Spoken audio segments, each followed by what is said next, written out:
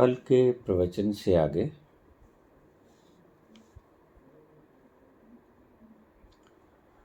कर्मी आवे कपड़ा नदरी मोख दवार।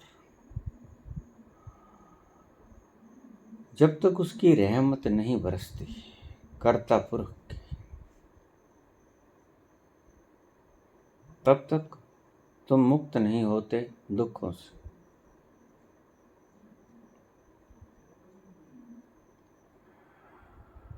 चिपकाहट तुम्हें रोके रखती है। कैसे मिटे ये चिपकाहट? मूल बंधन का कारण तुम्हारी चिपकाहट है। तुमने आइडेंटिफिकेशन साध ली,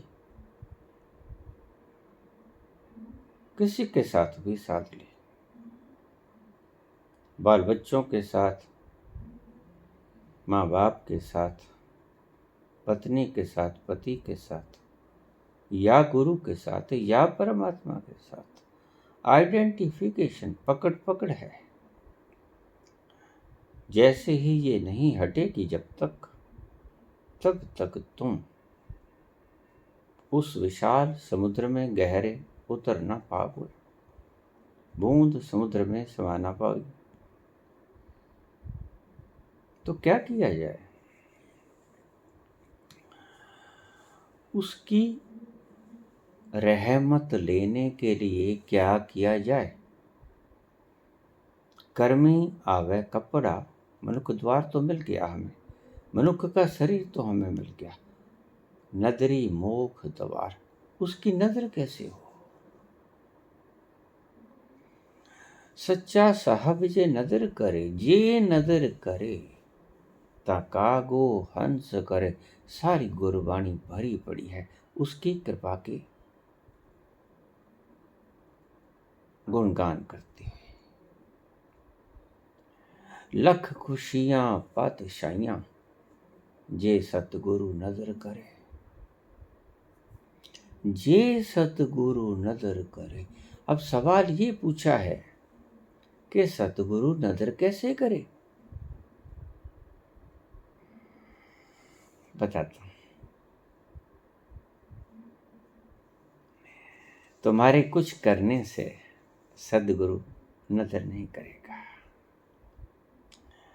साचा साहब साचो ना पाख्या पाओ अपार। आखे मंगे देहि देहि दात करे दातार। फिर की अगे रखिए जित दिसे दरबार। मुंहों की बोलन बोलिए जित सुन तरे प्यार। अब देखिए कितनी स्पष्ट बात कही है, लेकिन आपको इतनी स्पष्ट बातें भी उलझन में डाल देती हैं। अभी कल मुझे एक कमेंट आया, मैंने एक शब्द बोला जपजी साहब का, सुन गल्ला आगास की कीटा आई रीस। नानक नजरी पाई है कूड़ी कूड़े ठीस।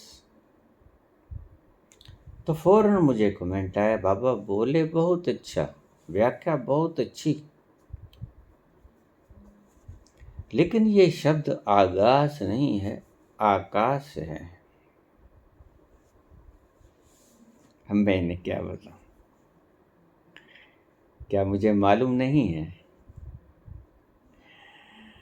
वो पंजाबी कहा करते हैं कि खादी पीती च कई गई होनी। मदहोश अवस्था में क्या बोल जाते हैं, शब्दों की कौन परवाह करता है। और तुम्हारे कमेंट में इसीलिए लेता हूं कि मुझे उन कमेंटों से तुम्हारी स्टेट ऑफ माइंड समझ आ जाती है। अब देखिए, इस कमेंटेटर ने जो आगास शब्द पकड़ा, इसका अर्थ ये मुझे सुनते वक्त भाव विभोर नहीं थी, मेरी प्रोनाउंसिएशन की तरफ ध्यान था इसका। जपजी साहब को गुनगुनाती होगी बीच बीच में, और मैंने जब आकाश को आगाज कह दिया तो मुश्किल खड़ी हुई, और फौरन मुझे बतला भी दिया। अब भला मुझे बतलाने का फायदा क्या? जब इतनी पी हो कि उमड़ घुमड़ जाए, दिमाग की मदहोशी शब्दों में उतर जाए, तो कौन फिक्र करता है आकाश कहा कि आगास कहा। इसलिए मैं कहा करता हूं कि इस तरह के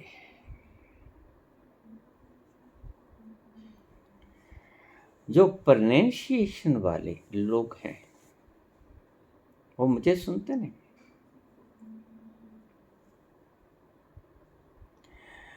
यहां तो पियक्कड़ों की जमात है, यहां व्याकरणाचार्य का क्या काम? यहां जाम छलकते हों, वहां व्याकरण की फिक्र कौन करता है? और आपको शायद पता नहीं कि बाबा नानक कोई व्याकरणाचार्य नहीं थे, जैसे उतरा शब्द वैसे उन्होंने बोल दिया। नानक के ऊपर आकाश उतरा होगा,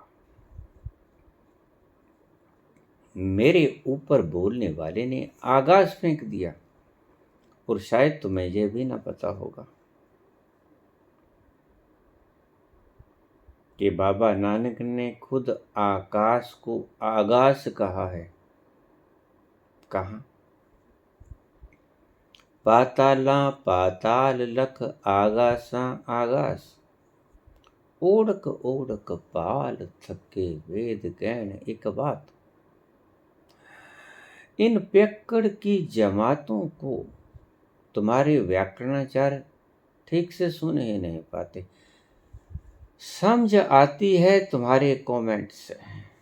बड़ा सुंदर बोले बाबा, बहुत सुंदर व्याख्या की, लेकिन ये शब्द मैं आपको समझा दूं, आकाश है आगास नहीं। अपने दिमाग की समझदारी मेरे आगे रख ही दी तो मुझे क्या खाक सुनने आए थे। अगर अपने दिमाग की सूझबूझ ही बतानी थी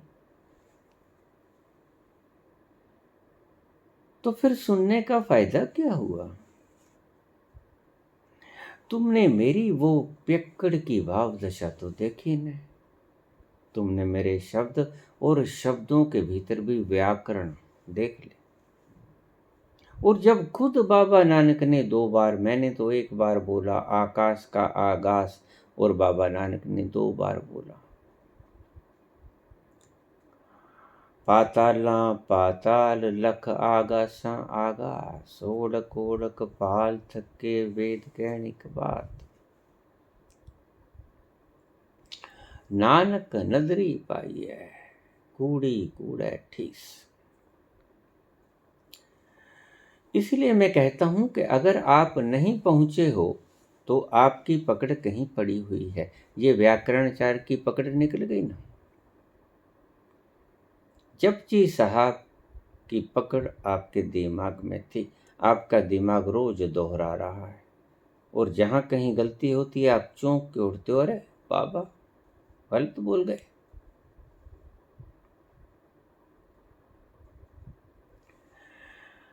लाख साल भी तुम ऐसे चलते जाओ नहीं पहुंच पाओगे। कारण दूसरों के दोष देने में तुम दक्ष हो, दोष ढूंढने में दक्ष हो। तुम सुन कहां रहे थे? तुम देख रहे थे कि यहाँ दोष हो गया। उससे चित्रकार की भांति तुमने काम किया, जो सुबह आके चिपका गया था एक मूर्ति को और कहा कि इसके भीतर जो कोई कमी हो उसके ऊपर निशान लगा दो कि ये गलत, नाक गलत, आंख गलत, मुंह गलत। शाम को आया, देखा मूर्ति गायब, कांटे ही कांटे। दोस्त को कहा, बड़े परेशान हो गया मैं, अब क्या करूं। दोस्त ने कहा, यही दोबार से चित्र बना के वहीं पे लगा दो, नीचे लिख दो कि जिसको कोई ख्वामी नजर आए वो इसमें तरमीम कर दे। लगा देगी, शाम तक कोई भी नहीं आया। तरमीम कौन करता है? मुझे सुनना हो तो खोपड़ी को बाहर रख के आना, मैंने बहुत बार कहा है। मुझे ही नहीं, जब भी किसी ऐसे पियक्कड़ को जहां महफिल सजी हो, जाम ढल रहे हों, उस मैखाने में उसकी शराब पी जा रही हो, ऐसी मदमस्त दिशा में तुम्हारी व्याकरण का क्या होगा? धूल धूसरित हो जाएगी, बवंडर तूफान आएगा, बहा के ले जाएगा। कौन परवाह करता है? आकाश बोला गया कि आगास बोला गया। बाबा ने खुद भी आगास बोल दिया। नहीं नहीं, मैं तुम्हें क्यों बता रहा हूं, इसीलिए बता रहा हूं। मेरे पास आए हो तो कुछ बंधन तोड़ने की कोशिश, जो मेरी कोशिश, उसको नाकाम मत कर जाना, उसको सार्थक सिद्ध होने देना। जितने भी कर सको, इन छोटी छोटी बातों में उलझ जाओगे। इनको परे फेंक के आना। मैं बोल गया, ठीक ही बोल गया हूँगा। और फिर मैंने 1000 बार कहा कि मैं कब बोलता हूँ। तुमने मेरे में गलती नहीं निकाली, तुमने उस परम तत्व के भीतर गलती निकाल दी, जो बोल गया आकर मेरे शरीर का, मेरे मुंह का इस्तेमाल करके। गलती उसने की, बाबा ने नहीं की। तुमने उस सृजनहारे की बोल के अंदर फॉल्ट निकाल दिया।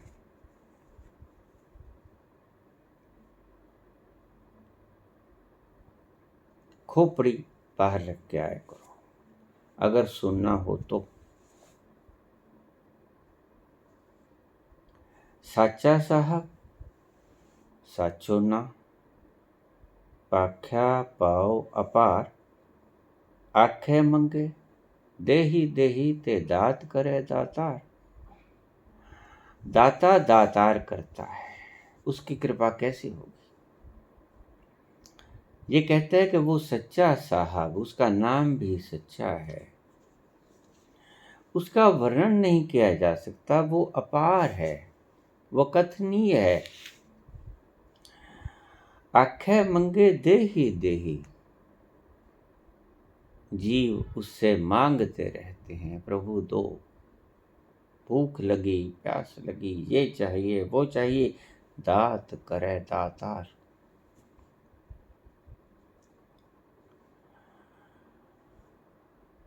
कैसे मिले मुक्ति? कैसे बंधन टूटे? कैसे इस होमे की तिड़ टूटे? कैसे उसकी कृपा तुम पे बरस जाए। कर्मी आवे कपड़ा, नदरी मोख दवार। नदर उसकी कैसे हो? अब ये आप ध्यान से सुन लेना, महत्वपूर्ण प्रश्न है। नदर कैसे हो उसकी? क्योंकि सारी गुरबाणी उसके नजर से भरी पड़ी है, उसके कर्म से भरी पड़ी है। कर्मो कमी करीम, रहमो रहीम। अगर वो नदर करता है तो काग हंस हो जाता है। अगर वो नदर करता है तो आपको मोक्ष का द्वार मिलता है। यानी करने वाला वो तो उसकी नदर हो कैसे। दात करे दातार, फेर की अग्गे रखिए, जित दिसै दरबार। बाबा पूछ रहे हैं, क्या रखें उसके सामने। 56 भोग, कड़ाह प्रसाद, क्या खाने को रखें। सवा मनी,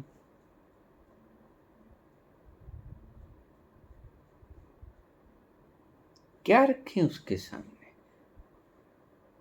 जो उसके सामने रखकर उसकी खुशबू से वो प्रसन्न हो जाए। फिर की अग्गे रखिए, जित दिसै दरबार। दरबार सचखंड को कहते हैं। जिस सचखंड में ले जाने के लिए तुम्हारे गुरु अंतिम वक्त पे आया करते हैं, उस सचखंड की बात बाबा करते हैं। और कोई आपके साथ ऐसा प्रॉमिस नहीं करते कि आपको अंत समय में मैं आऊंगा, उंगली पकड़ूंगा और आपको ले जाऊंगा। फिर की अग्गे रखिए, दूसरा अर्थ इसका क्या है कि तेरे आगे हम कुछ भी रखते जाएं। सवा मणि रख दें, 125 मणि रख दें, एक साड़ी रख दें, लाख साड़ी रख दें, एक चुन्नी रख दें, लाख चुन्नी रख दें, तेरे सामने एक घोड़ा छोड़ दें, लाख घोड़े छोड़ दें। फिर की अग्गे रखिए, जित दिसै दरबार। क्या रखें आगे। बाबा नानक जवाब देते हैं प्रश्न चिन्ह की तरह। इनका अर्थ ये है कि कुछ भी रखने की जरूरत नहीं, जो भी उसके सामने रखोगे उसका वाहिद मालिक, सच्चा मालिक तो वो ही है। साचा साहब साचा नाम, उस सच्चे का नाम, और वो साचा साहब है। पाख्या पाओ अपार, बेअंत लोगों ने उसको प्रेम की तरह उच्चारित किया है। प्रेम स्वरूप है वो, प्रेम से उसे पुकारा है, उसको बुलाया है, उसको अपने कष्ट काटने के लिए बेनती की है। आखे मंगे देही देही, दात करे दातार। फिर की अग्गे रखिए, जित दिसै दरबार। जहां से वो सचखंड दिख जाए, ऐसा क्या रखें तेरे सामने प्रभु। विराट से पूछ रहे हैं बाबा, मुंहों की बोलन बोली है। कौन सा भजन सुनाई तुम्हें, कौन सा सत्संग सुनाई तुम्हें, जिससे तू प्रसन्न हो जाए। कौन सा कीर्तन करें तेरे सामने, कौन सा जप स्मरण सुमरन तप क्या करें तेरे सामने। मुंह की बोलन बोली है, जित सुन तरह प्यार। जिसको सुन के तेरा हृदय प्रेम पूर्ण हो जाए हमारे प्रति। मुंहों की बोलन बोलिए, कौन सा राग अलापे तेरे सामने, जिसको सुन के तुम प्रेम के वश में हमारे ऊपर दात बरसा दे। साचा साहब साचा नाय, पाख्या पाओ अपार।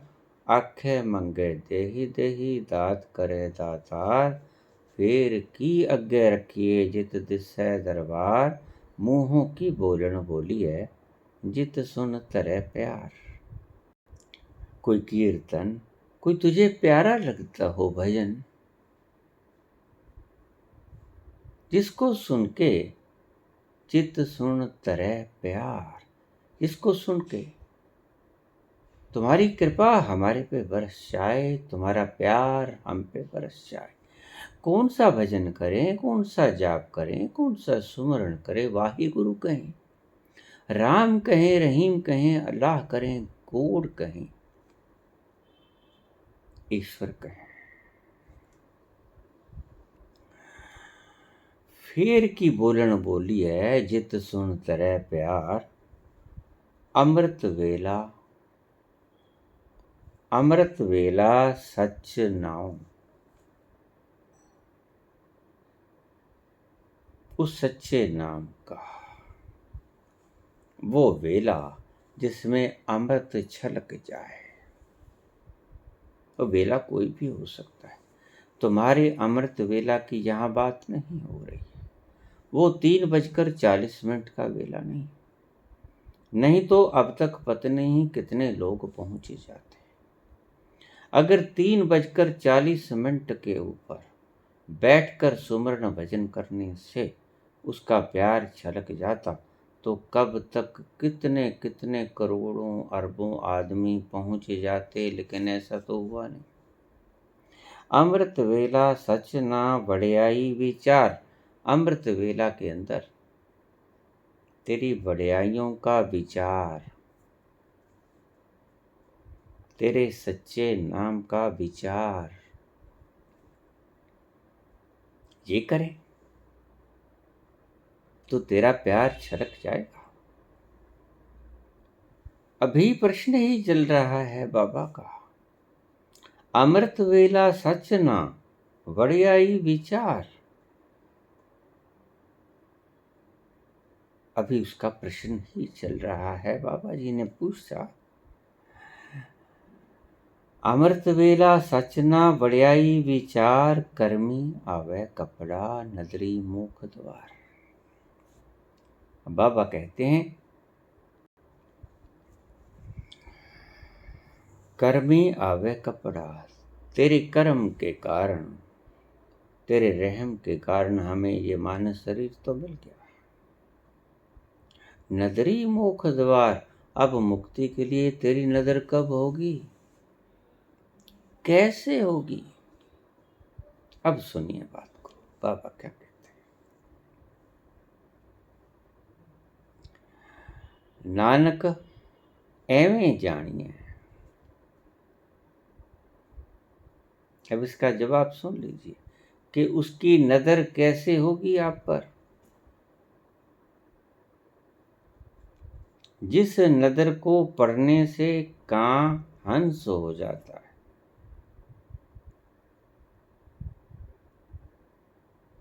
लख खुशियां पातशाहियां मिल जाती हैं, मोक्ष का द्वार मिल जाता है। जिस नजर के कारण वो मिलता कैसे? नानक एवें जानिए, इस तरह जानो, सब आपे सचियार। जैसे सब कुछ यूनिवर्स का कण कण, ब्रह्मांडों का कण कण, सब आपे सचियार। वो सच्चा मालिक, साचा साहब वो ही है बस, दूसरा कोई नहीं। जब आप ऐसा अपने मनस के भीतर उतार लोगे, जगह तो तुम ही दोगे ना, कचरा खाली करोगे। उस सिंहासन को झाड़ फूस करके सुंदर बनाओगे, जिसके ऊपर अनंत जन्मों की मैल जमी, दूषित हो गया, कलुषित हो गया। उसको साफ सफाई करके सुंदर बना के, भीतर की मलिनता को नष्ट करके, जो आपके अचेतन मन में अनंत अनंत वासनाएं भरी पड़ी हैं, उनको साफ करके, नानक ऐमें जानिए सब आपै सचियार। लेकिन तुम ये कब जानते हो? तुम तमन्ना तो करते हो कि उसकी नज़र हो जाए, लेकिन ऐसा तुम नहीं करते कि सब कुछ परमात्मा है, सब कुछ वो साचा साहब है। वही उपनिषद का शब्द, ईशावास्यमिदं सर्वम यत्किंच जगतयाम जगत, ईश्वर इस जगत के कण कण में व्यापक है। उसी का अर्थ ये है, नानक ऐमै जानिए सब आपै सचियार। खालक खलक खलक में खालक। इस ब्रह्मांड में ब्रह्मांड का मालिक है, और इस मालिक में ये सारा ब्रह्मांड समाया हुआ है। जड़ के भीतर चेतन और चेतन के भीतर जड़। बूंद समुद्र में और समुद्र बूंद में। नानक ऐਵੇਂ जानिए सब आपै सचियार।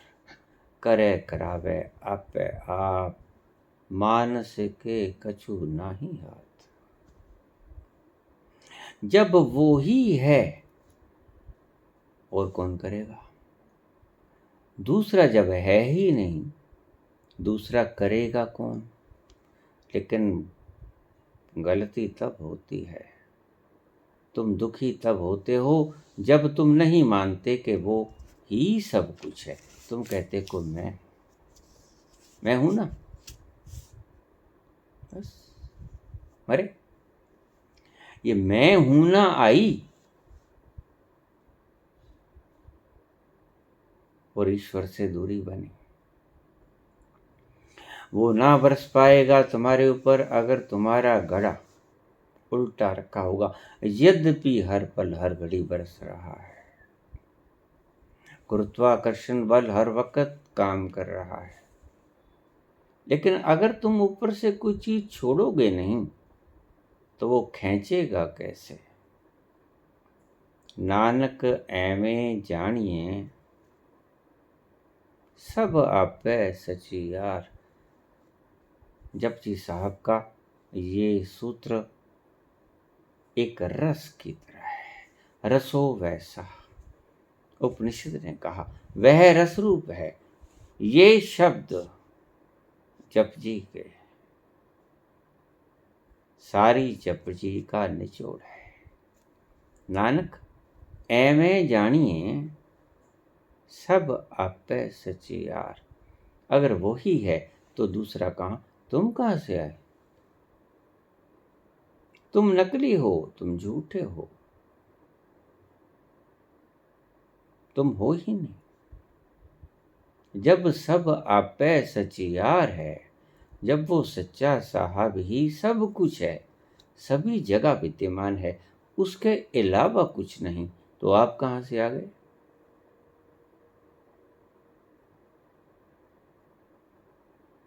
आपका आना ही सारी खेल को बिगाड़ देता है। जैसे ही आप आए,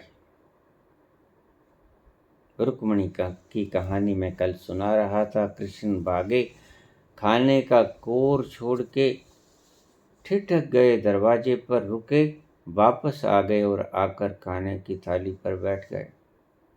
रुक्मणी पूछी तो बताया कि भगत था, उसके पत्थर मारे जा रहे थे, भगत ने मेरे ऊपर छोड़ दिया, हे कृष्ण भगवान तू ही करना। फिर वापस क्यों आ गए? फिर वापस में तो आ गया रुक्मणी, उसने खुद ही पत्थर उठा लिया था, फिर मेरा क्या काम? अगर वो है तो मैंने वहां जाकर क्या करना है? नानक ऐਵੇਂ जानिए सब आपै सचियार। करे करावे आपै आप। आपे खेले खेल खिलाड़ी, आपे खेलन हारा।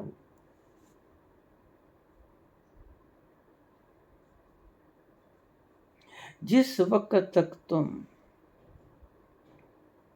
ये नहीं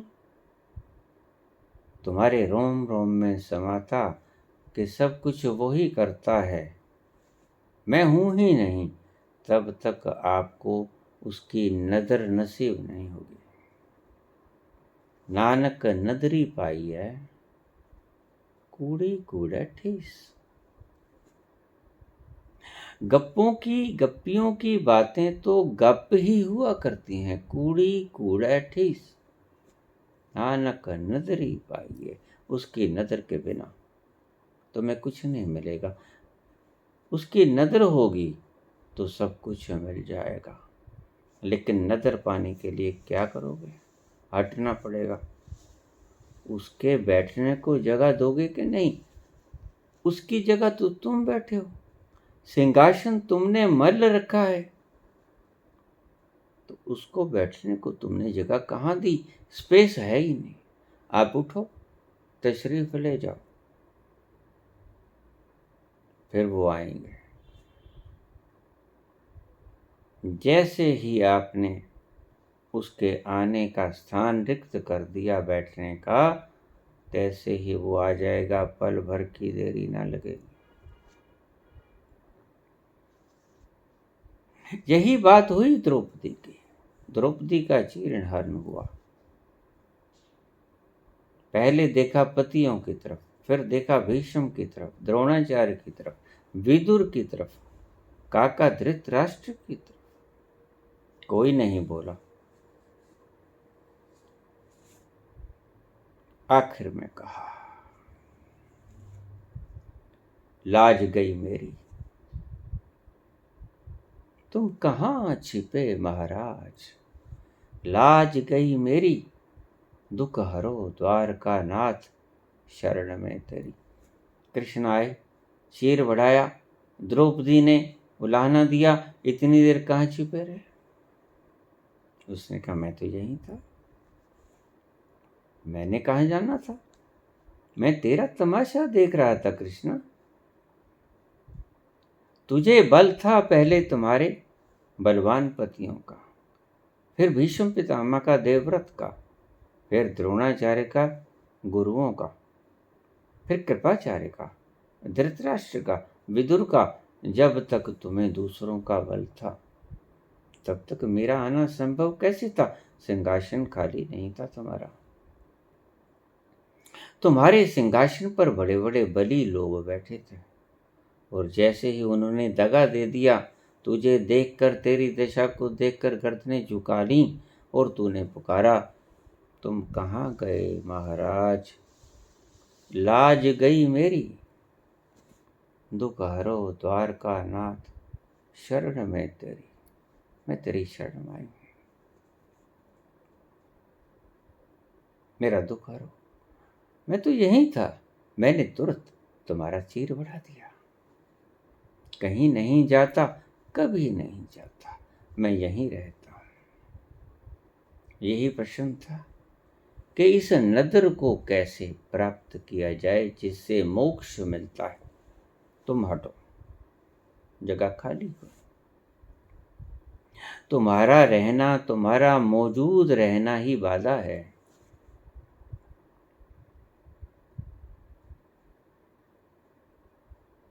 तुम गैर मौजूद हो जाओ, तुम गुम हो जाओ, और जैसे ही तुम गैर मौजूद हुए, वो उतरेगा, और जैसे ही वो उतरेगा, तुम फिर गैर मौजूद पक्के ही हो जाओगे, जिसे हम कहते हैं मदहोशी।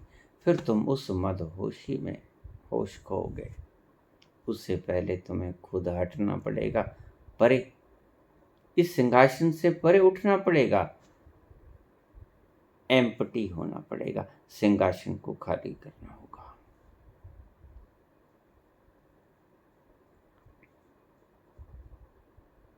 जैसे ही आप क्रिया योग करते हो, जैसे फर्श पर झाड़ू मारा, धूल उड़ी, वो धूल उड़कर ऊपर चली जाती है।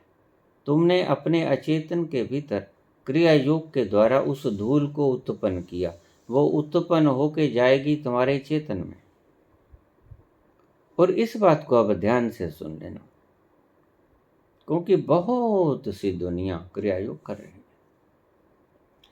जो धूल, जो वासना, जो विचार, जो कुछ भी समृद्धियाँ, योजनाएं, कल्पनाएं तुम्हारे चेतन में आ गईं, भीतर से वो निकलने के लिए आई हैं, बाहर कैथार्सिस होने के लिए आई हैं।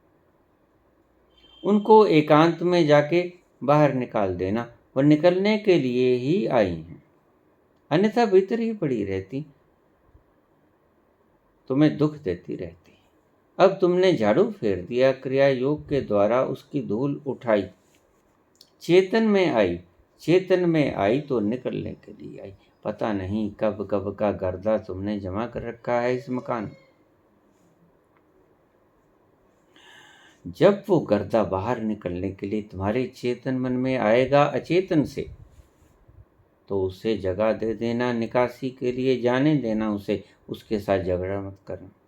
इसलिए मैं कहता हूँ ध्यान के वक्त बहुत कुछ आएगा, वासना उठेगी, विकार उठेंगे, विचार उठेंगे, मन भटकेगा, इधर जाएगा उधर जाएगा, हजार तरह की तकलीफ होगी, शरीर में खारिश होगी, चींटियां चलेंगी, कंपोगे, डरोगे। मृत्यु है भीतर तो मृत्यु बाहर भी तो निकलेगी, जो भीतर है वही तो आएगा।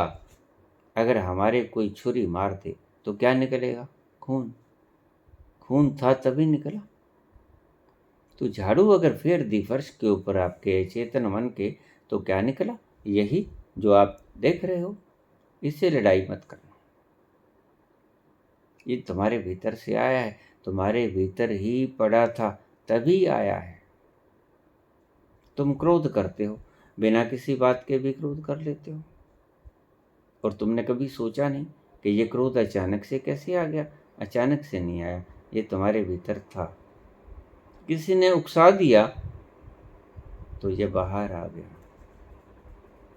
लेकिन उस वक्त सावधान रहना, एकांत में चले जाना, इस सारे को बाहर निकाल देना। तुम देखना थोड़ी देर में बिल्कुल हल्के हो जाओगे, ये सारी गर्दों को बाहर साफ हो जाएगी स्वतः से।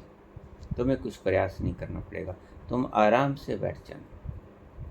झाड़ू निकाली क्रिया योग के द्वारा, भीतर से खुरची गई धूल आई तुम्हारे चेतन में, और तुमने कुछ नहीं करना, तुम आराम से बैठे रहना। ये कैथार्सिस की प्रोसेस अपने आप हो जाएगी, घटित तो हो जाएगी। तो क्या तत्व निकाला बाबा ने? नानक ऐਵੇਂ जानिए सब आपे सचियार। जैसे सब कुछ वो सचियार, वो साचा साहब, सब कुछ वो ही है, मैं नहीं।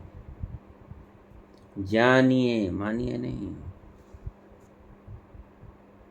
ये भरोसा पक्का होना चाहिए। एक बार भरोसा करना पड़ेगा। कायदे के ऊपर एक बार भरोसा करना पड़ता है कि ए अनार होता है। होता तो ए बहुत चीज़ों के लिए है, लेकिन ए अनार, गे गमला, खे खरगोश, एक बार आपको ये मानना पड़ेगा। चलोगे मानकर, और ये मानना एक दिन जानने में तब्दील हो जाएगा। नानक ऐਵੇਂ जानिए, वो नहीं कहते कि मानने के ऊपर अड़क जाना, वो कहते हैं कि मानने से शुरू तो करना पड़ेगा, तुम्हारी मजबूरी। लेकिन शब्द उन्होंने प्रयोग किया जानिए। नानक ऐਵੇਂ जानिए सब आपे सचियार।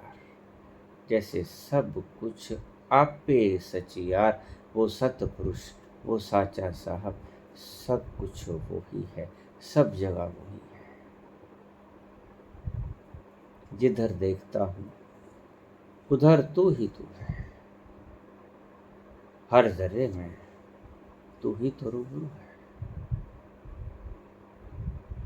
और वो तुम्हें ऐसा मिटाएगा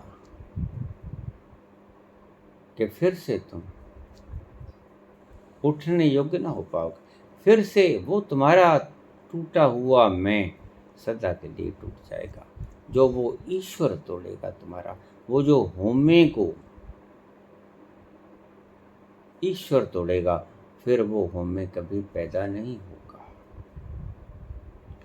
भगत कहता है भगवान से, शब्द गौर से सुनिएगा, इस तरह से फूंक मेरा गुलिस्ताने आरज़ू, मेरी तमन्नाओं की, मेरी आरजुओं की गुलिस्तान को इस तरह से तोड़ दे, इस तरह से फूंक दे,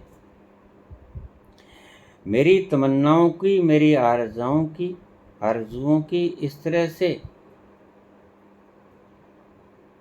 भस्म कर दे, इस तरह से फूंक मेरा गुलिस्ताने आरजू, फिर कोई तेरे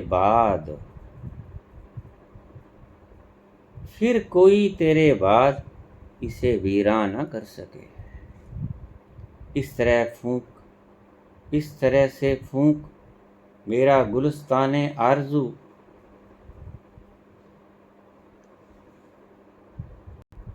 फिर कोई तेरे बाद इसे वीरान ना कर सके।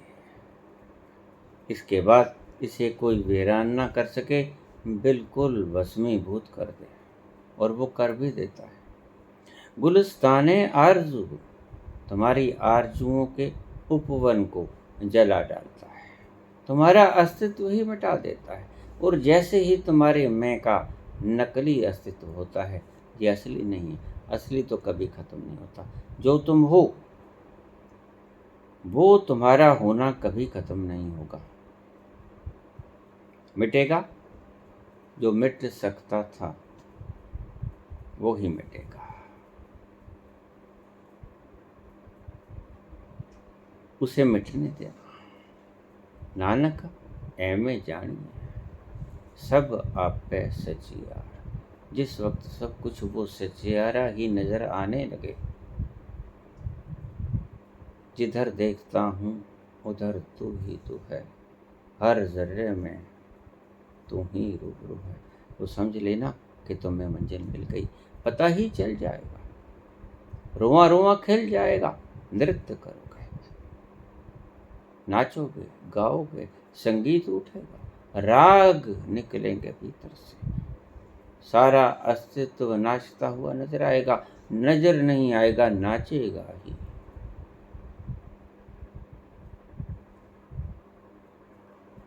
इस तरह से फूंक मेरा गुलिस्ताने आरजू, फिर कोई तेरे बाद इसे वीरान न कर सकेगा। धन्यवाद।